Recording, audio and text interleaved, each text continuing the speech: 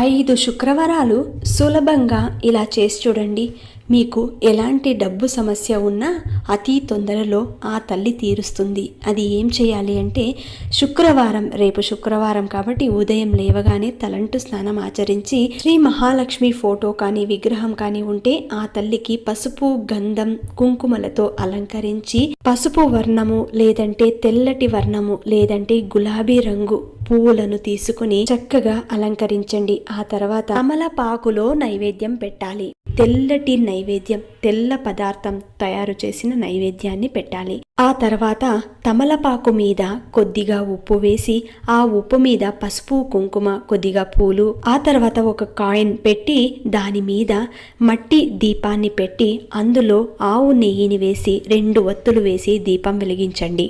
ఇలా 5 శుక్రవారాలు చేసి చూడండి. రిజల్ట్ మీకే తెలుస్తుంది. ఆ ఉప్పుని నీళ్ళల్లో వేసేయవచ్చు.